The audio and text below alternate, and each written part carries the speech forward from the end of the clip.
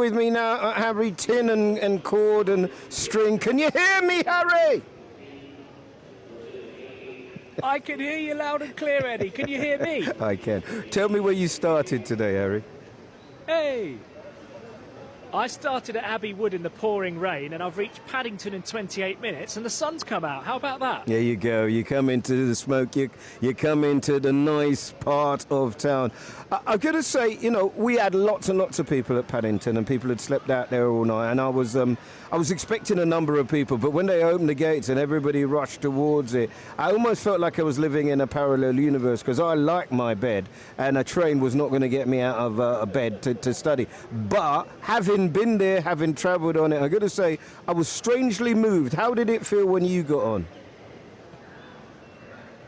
Yeah, it felt like a real moment, didn't it, Eddie? Particularly for those in southeast London, traditionally very poorly served by public transport, very few tube stations in southeast London. Of course, this isn't a tube line, but it performs the function of a tube line and some, doesn't it?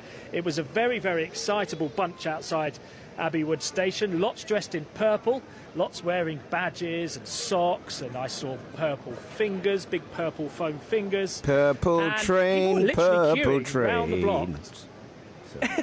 Sorry. Yeah, exactly. People were. There was a train, if you like, full of people. I mean, it could have fitted 1,500 if the train had been boarded to capacity. It wasn't. As far as the Sainsbury's, which are those who live in Abbey Wood will know is some considerable distance, and it was raining. There were umbrellas and raincoats as far as the eye could see. Not everybody got on that first train. The megaphone was out to announce to people that they may have to wait their turn on board the second service, but it felt like a real moment, and there was an incredible amount of excitement, not least for me. I was very excited too. Yeah, tell me about, did you do any research on Abbey Wood? Because my ride or die here, my studio manager, Paul, is telling me that, you know, that Abbey Wood is a place, you know, it is somewhere that will be revitalised by this line. Have you ever been to Abbey Wood before? I live in Abbey Wood, and I moved there in 2016, so I personally have felt very excited many times about the potential opening. Of course, we were told December 2018, 3.5 years ago. We've been given other dates since. I can't tell you how exciting it is that this dream has finally been realised. Right, so tell me how you would have got to work then. Budgets and missed deadlines. Right, so here, I've got it here, right? So I've gone Abbey Wood. Let me tell you what we did today, and then you tell me how you normally do it. Abbey Wood, Woolwich, Custom House, Canary Wharf, Whitechapel, Liverpool Street, Farringdon, Tottenham Court Road. You would have got off and walked, and you would have been in work in about 7 minutes from Tottenham Court Road. Yeah. What would your journey have been before then? Well, what I've previously been doing is waiting for a Thameslink train, which traditionally runs twice an hour, but because of the COVID absences among staff and drivers recently has meant that that's been reduced to one. So I have to get the one train an hour that goes to Farringdon and change at Farringdon and take a tube to Great Portland Street. That takes me north of 75 minutes to get to work.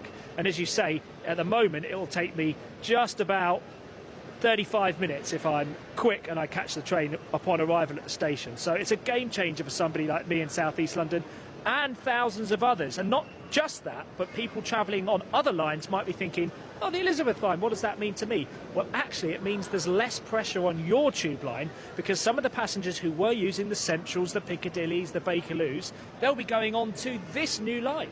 And hence, your train may be a little bit quieter. So it's not just a benefit to people in SE2 and those kind of parts of London, SE18 in Woolwich. It's actually a benefit to all of London, I would argue. And this is a rare chance to celebrate that. I must say, the first train departed at 6:30. It arrived at 6:58. And it's the first time since the inception of this project that they can legitimately declare that they delivered on time. Hey, well, you've been saving that one up for me, and I appreciate it. Right, I'm going to there you go. Irrefragable. That's it. And the importance of this man, or his scarf, that his mum gave him, or his importance to Abbey Wood, or telling us about Abbey Wood, is irrefragable. And that's Harry Lowe. Harry, where are you, mate, now? I'm at Paddington Station, where they've just sounded the emergency klaxon to test the system. What a day to do that, eh? Well, I thought wasn't that the smoke alarm with all the dust? That was a dust from 2018. A separate incident to that, would you believe? At the mainline station, they've decided to test the alarm system on the day of the new Elizabeth line. Can you believe it? No, I can't. I can't believe you either. Look, all right? You had one job. Harry, you had one job, right? To help me because I am allergic to South London, to help me become more familiar with South London. We did a little bit on Abbey Wood, and you were going to go to the next. Where was he supposed to look at, Paul? He was supposed to look at Plumstead for me, and now you're all the way in Paddington. I just asked you for one little.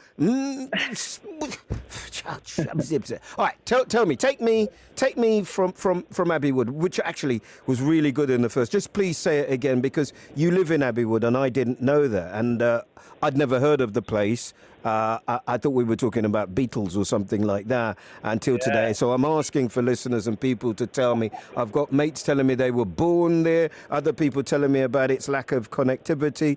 You live there, so just again for me, please, I hope you don't mind, Harry. Before Crossrail, what was your journey to the big house like? It wasn't great. I'd have to take a Thameslink train. There's only 2 Thameslink trains an hour to Farringdon, and then from Farringdon I would travel on to Great Portland Street. But because of the COVID absences among train drivers of late, there's only been 1 Thameslink service an hour, and at times actually none at all in the pandemic. So it's a really fiddly journey. If you don't do that, your alternative is to go to Charing Cross and then take the Bakerloo line to Oxford Circus.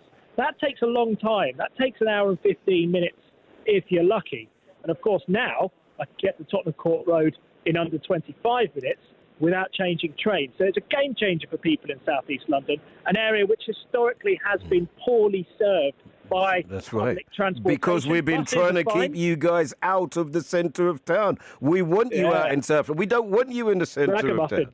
Yeah, well, look, Roger says that, look, we've been making, this is directly to me and you, I think, we've been making a big fuss of this flaming line, but Thameslink opened in 1988. It's a better line, it's better equipped, it's more complicated, and nobody made any fuss of Thameslink.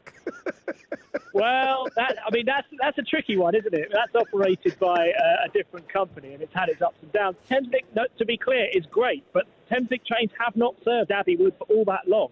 I think they started in something like 2018. So although that brought some extra options for residents of this particular part of South East London, it's not the game changer that this is, because although today you cannot go direct to Heathrow and today you cannot go direct to Reading, one day, probably next year, probably around this time next year, you will be able to do that. And for now, to be able to get to Paddington and then hop on another train doesn't feel like too much of an imposition by comparison. Right, and of course you can get the express trains from Paddington out to the airports. Right, so let's find out.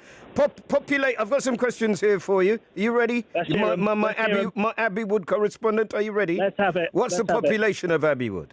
Oh, no, I don't know Ish. that. Come on, make it up. Like the rest of your report.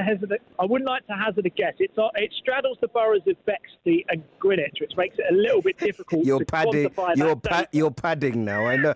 I do this job too. Please give me an approximate. I'll tell you. 15,704. That's what you were about to say. I would say 15,000 would be a reasonable estimate. So there you go. Well done. Average house price. £361,000 for a property in SE2. 366, which is where the station is. 366,505. Once they got this thing going, I suggest that might go up. You don't want to do demographic breakdown. We don't want to do just that's animals and aircraft. Right. Fare zone 4.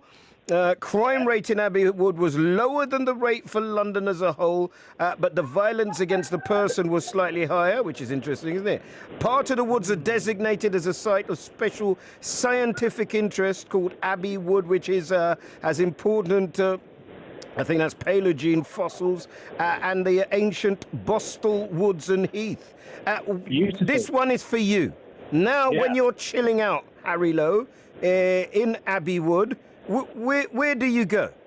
What's a guaning in Abbey Wood?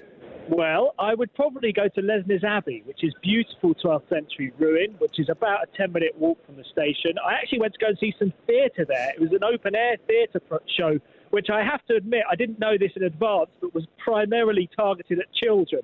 And I was the only adult there. But you had a good time anyway. I had a good time all the same because it was a massive show in a ruin, in a 12th century ruin, which is not something you can do every day. So I would probably urge you to go to Lesner's Abbey. It's fair to say that Abbey Wood for a long time has been considered a cultural wasteland. I'm not going to disavow you of that notion.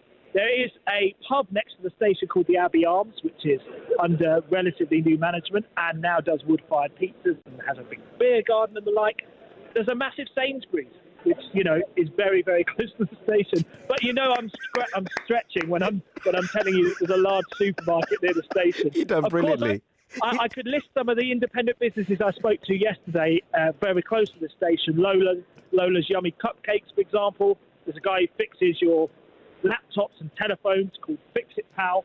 He's right next to the station. There's obviously a few estate agents. I think if we're honest, those are the types of small businesses that this type of thing is liable. Dry cleaners and the like to say, Harry, you've been brilliant. Honestly, he knew nothing about what I was going to do there. We might see if we can squeeze one more in, Harry. I enjoyed that very, very much.